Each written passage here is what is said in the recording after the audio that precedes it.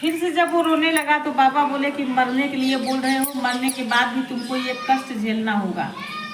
जितना हम बोले हैं उतना तुमको झेलना होगा मरने के बाद भी। इससे अच्छा है कि तुम यही झेल लो। रोने लगा, सर को पटक के बाबा के चरण में रोते जा रहा है। नहीं सह सकते बाबा। ओ भोला सब दुख काटो हमारा, ओ बाबा सब दुख काटो हमारा। शिव शंकर जपो तेरी माला, भोले बाबा जपो तेरी माला। भोला सब दुख काटो हमारा, ओ बाबा सब दुख काटो हमारा। बेस है मंगल मंगलकारी, बेस है मंगल मंगलकारी। शमशान वासियों हमारा, शमशान वासियों हमारा। ओ भोला सब दुख काटो हमारा, ओ बाबा सब दुख काटो हमारा। ओ शंभो सब दुख काटो हमारा। ऐसा कह के वो भक्त रो रहा है कि मैं आपकी माला का जप करता हूँ, मैं आपका नाम लेता हूँ बाबा। मैं सुबह उठते समय आपका नाम लेता हूँ बाबा, मैं भोजन के समय भी आपका नाम लेता हूँ बाबा, मैं सोते समय भी आपका नाम लेता हूँ बाबा। मेरे शरीर में कष्ट है, आपका ही जप करता रहता हूँ। कुछ तो आराम मेरे शरीर को दीजिए, मेरे दुख को काटिए। उससे रहा नहीं जा रहा था, रोए जा रहा है, अश्रु उसकी चल रही है, उसकी आंख की अश्रु बंद नहीं हो रही है। माता पार्वती से नहीं रहा गया। माता पार्वती देवाधिदेव महादेव के पास आ गई। क्यों? वो माँ है। माँ कभी अपने बच्चों को दुखी नहीं देख सकती। माँ आ गई और देवाधिदेव महादेव से विनती करने लगी। चरण पे माता स्वयं गिर गई कि स्वामी इतना इसको कष्ट है, इसका कष्ट कम कर दीजिए।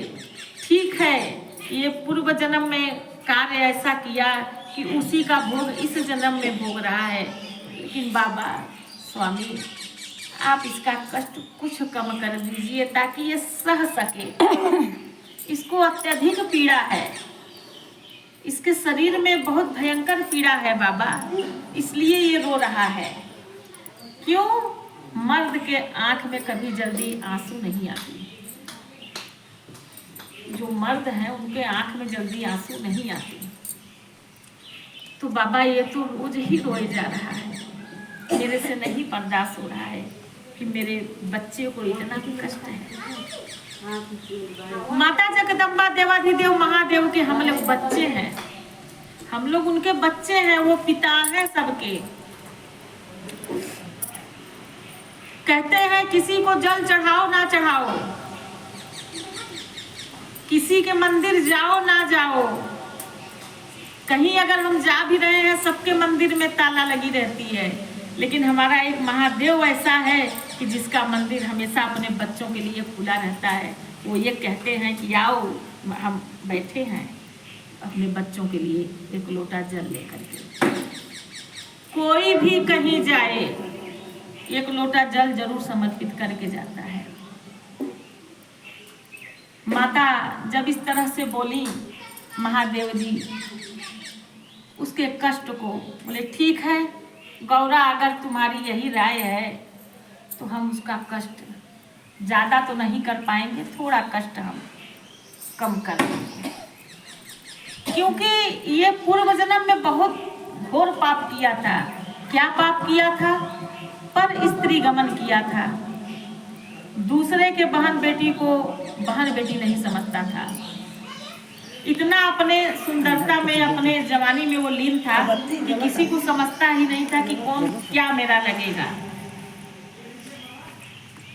उसको शारीरिक पीड़ा इतना क्यों मिला? इसी वजह से मिला। वो शारीरिक सुख चाहता था पूर्व जन्म में, सुख के लिए किसी को पहचानता नहीं था, इसीलिए इस जन्म में उसको शारीरिक कष्ट मिला। इसीलिए इस जन्म में भगवान उसको इतना बड़ा कष्ट दिए।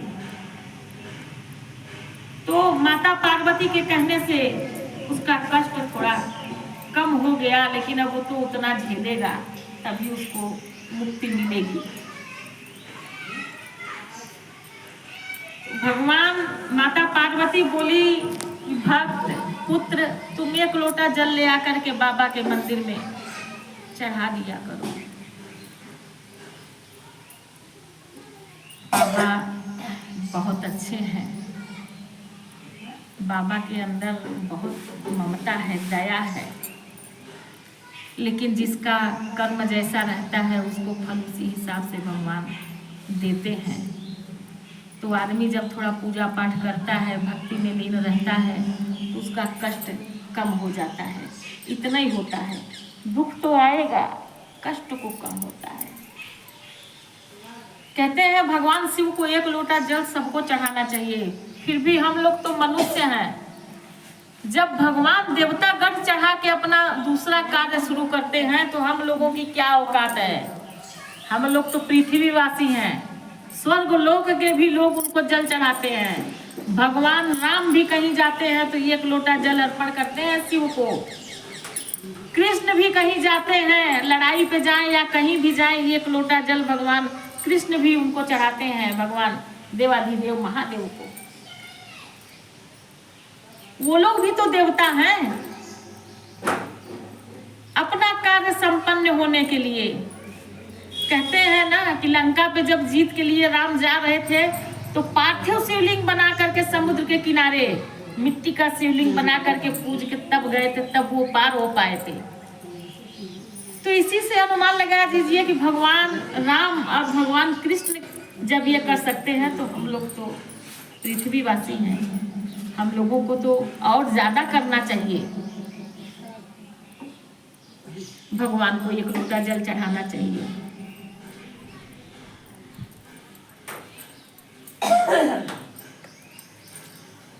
क्योंकि इनके बिना कुछ होने वाला नहीं है।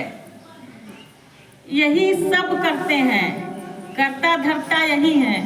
तेरे बिना नहीं ले एक भी अनु, लेते हैं श्वास तेरी कृपा से अनु अनु। हे गंगाधार मुक्ति द्वार ओंकार तू, हे गंगाधार मुक्ति द्वार ओंकार तू। आए शरण तिहारे बाबा तार तार तू, आए शरण तिहारे बाबा तार तार तू। बखान क्या करूं मैं राखों के ढेर का, झपटी भभूत में है खजाना कुबेर का। बखान क्या करूं मैं राखों के ढेर का, झपटी भभूत में है खजाना कुबेर का। हे गंगाधार मुक्ति द्वार ओंकार तू, हे गंगाधार मुक्ति द्वार ओंकार तू।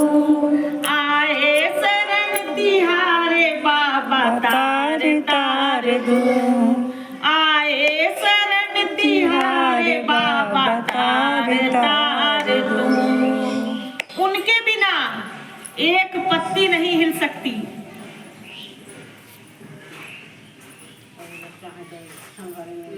इसीलिए कहा गया है ना, ये तेरे बिना न हिले एक भी अनु, लेते हैं श्वास तेरी कृपा से अनु अनु।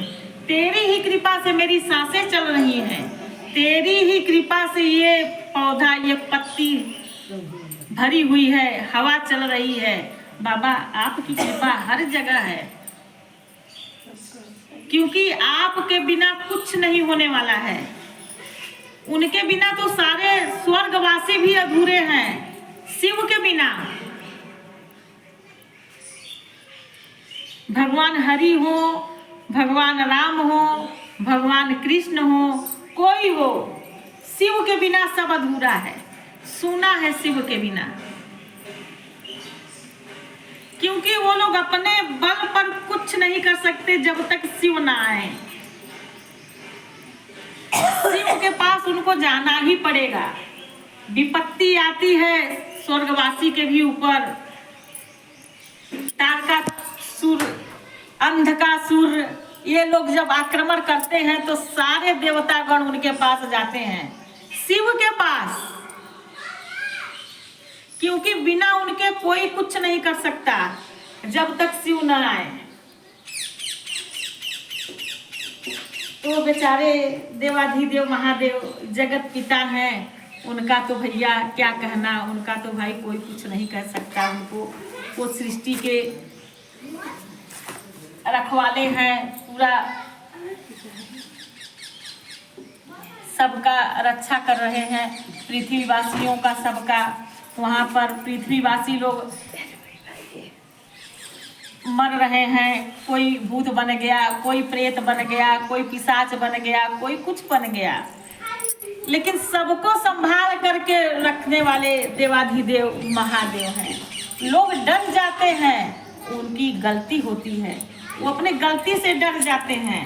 भूत पिशाच प्रेत कुछ किसी का कोई कुछ करता नहीं है। हाँ, हम जानते हैं कि इस जगह पे है, तो हम वहाँ बाग अगर जाते हैं, हमें पता नहीं है, हम भूल गए हैं। समय होता है एक कि उस समय वहाँ जाना चाहिए, एक समय होता है कि वहाँ उस समय जाना नहीं चाहिए। अगर हम उस समय पहुँच जाते हैं तो वो हमारे शरीर को पकड़ लेता है।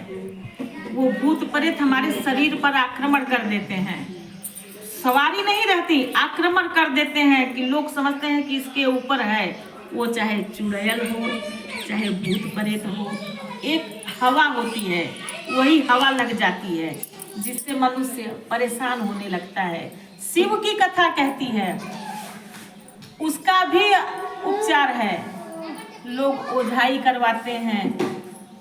बाबा के मंदिर में जाकर के सर को पटक दो और बाबा से बोल दो कि बाबा जो हवा हमको लगी है, जो हमको पिशाच भूत किसी की भी हवा लगी है, बाबा हम तो नहीं जानते थे, आपके ना रहते हम वहाँ चले गए, वो हमारे ऊपर हावी हो गया। उसको भी बाबा ठीक कर देते हैं। जैसे किसी को बना देते हैं एक आधार के रूप में, ये मेरा है, उसके पास जाओ तुम्हारा निदान हो जाएगा, हो जाता है। जैसे हम लोग अपना आधार कार्ड बनवा लेते हैं, पहचान पत्र बनवा लेते हैं कि हम लोग कहीं टिकट करवाने जाएंगे तो बिना आधार के टिकट नहीं होगा, बिना आधार के कोई कार्य नहीं होगा। तो एक आधार बाबा अपना ही खड़ा कर देते हैं कि उसके पास जाओ तुम्हारा निदान हो जाएगा। हम ही नहीं है, बहुत शिव भक्त हैं। जो भी शिव का भक्त है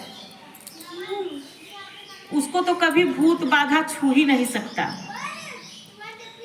शंका हम करेंगे, मन में हमारे शंका रहेगा कि वो फला आदमी आया हमको कुछ कर गया, हम बार बार यही अपने दिमाग में सोचेंगे तो हमारे पास आ ही जाएगा, आ ही जाएगा।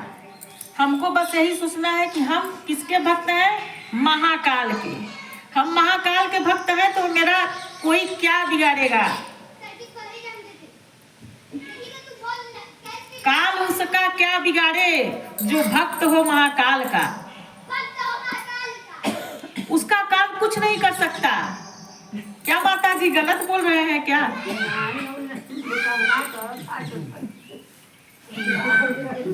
बच्चे हैं, सुनते हैं तो अपना बोलते हैं, गलत नहीं बोल रहे हैं भाई। काल उसका क्या बिगाड़े जो भक्त हो महाकाल का, उसका कोई कुछ नहीं बिगाड़ सकता। बस विश्वास होना चाहिए, भरोसा होनी चाहिए कि हमको विश्वास उन्हीं पे है कि बाबा अब मेरी डोर तेरे हाथ में है, तू जिस तरह से चाहे उस तरह से ले जा। सौरी में से आवत हैं क्या? कहाँ सौरी में गई? हाँ, इसीलिए अपने आप को उन्हीं के हवाले सौंप दीजिए, हमारी डोर बाबा के हाथ। कैसे सौरी में गए? क्या बताइए? तो भगवान शिव सौरी भैया सब कुछ जानते हैं, देखते हैं, कैसे मिल सुनते हैं, समझते हैं। हम लोगों की भी पुकार उनके कानों तक जाती है। ऐसा नहीं है कि हम लोग जो बोलते हैं वो नहीं पहुंच रहा है, सब सुनते हैं बाबा, लेकिन करते उसी का कार्य है जिसका भाव अति सुंदर है। वो बाबा को रटता ही है, किसी के प्रति द्वेष वो नहीं रखा है कि हम बाबा को रट रहे हैं और उसके प्रति हमको शिकायत है, अरे मारा वैसा है, ऐसा भाव मन में नहीं होता। तब बाबा उसका कार्य पूर्ण करते हैं। कहते हैं ना कि हम एक दिन मंदिर जाते हैं, दूसरे दिन नहीं जाते। हम एक दिन बहुत जल्दी चले जाते हैं, दूसरे दिन 2 घंटे लेट जाते हैं। तो 2 घंटे लेट जाने वाले को बाबा भूल जाते हैं। हमको उसी समय पे जाना है जिस समय पे हम जा रहे हैं। हम 11 बजे जा रहे हैं तो हमें 11 बजे जाना है, कि उस समय बाबा मेरा इंतजार करते हैं कि मेरा भक्त आता है कि नहीं। क्योंकि हम लोग फोटो खींच करके याद करते हैं, बाबा को फोटो नहीं खींचना पड़ता। बाबा के दिल में सब है, सब उनके दिल में है। वो अपने दिल की आंखों से अपने बच्चों को देखते हैं। वो चाहते हैं कि हमारे पृथ्वीवासी, हमारे बच्चे कभी दुखी ना हो, कभी कष्ट में ना हो। लेकिन हम पृथ्वीवासी कहीं न कहीं गलती कर देते हैं, कहीं न कहीं हम लालच में आ जाते हैं, तो उसी का हम लोग थोड़ा सा दंड भोग लेते हैं। अब कहा है ना कि जैसा देश वैसा भेष। अब क्या हो रहा है इस पृथ्वी पर, तो हम उनका देख रहे हैं, तो हम उसी रास्ते चल रहे हैं। न मत चलिए। शिव महापुराण की कथा कहती है कि हम जिस रास्ते को पकड़े हैं, शिव को पकड़े हैं, तो हमारे अंदर सच्चाई होना चाहिए। शिव सच्चाई, किसी के प्रति द्वेष नहीं होना चाहिए, कपट नहीं होना चाहिए, लालच नहीं होना चाहिए। तो भगवान हमेशा उसके साथ चलते हैं। वो जहाँ जाएगा प्रभु की कृपा उसके साथ चलती रहेगी। अगर वो ये भी बोल दे कि बाबा हमारे बच्चे कहीं भी हैं, बाबा आप उनका ध्यान रखना, बाबा वहाँ भी पहुँच जाते हैं। जो भक्त है अगर एक बार बोल दिया कि बाबा हम तो यहाँ हैं लेकिन हमारे बच्चे कहाँ हैं, आप उस बच्चों को देखिएगा, बाबा का ध्यान वहाँ भी पहुँच जाता है। बाबा ये इशारा कर देते हैं कि जा हम तेरे बच्चे के ऊपर हमेशा निगाह डाले रहेंगे। ऐसा होता है, शिव की कथा कहती है। हम लोग कपटी हो सकते हैं लेकिन भगवान कभी कपट नहीं करते अपने बच्चों के प्रति। तो जब भगवान नहीं करते हैं तो हमें तो भगवान को पाना है ना। तो हम अंदर जो हमारे कपट है, द्वेष है, हम उसको निकाल के बाहर कर दें। हमें नहीं रखना है कपट। हम रखें किसके लिए? हम क्या लेकर के आए हैं कि हमें रखना है, क्या लेकर के जाएंगे? हम बहुत रुपया पैसा के लिए किसी का कब्जा कर लिए, किसी से छीन लिए, तो क्या वो हम मरेंगे तो हमारे साथ कोई दे देगा?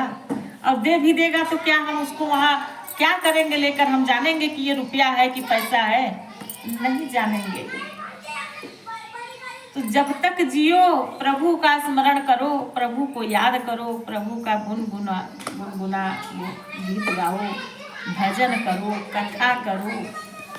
और कथा करने के बाद भगवान का भजन 1-2 अच्छे से कर लो और भगवान की पूजा करो, उन्हीं में लीन रहो।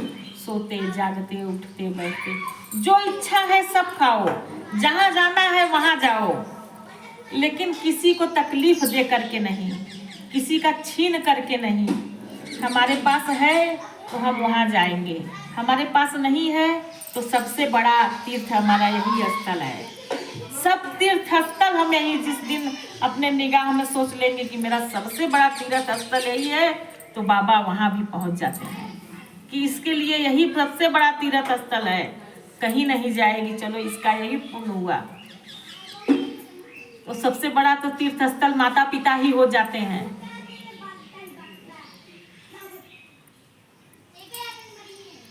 श्रवण कुमार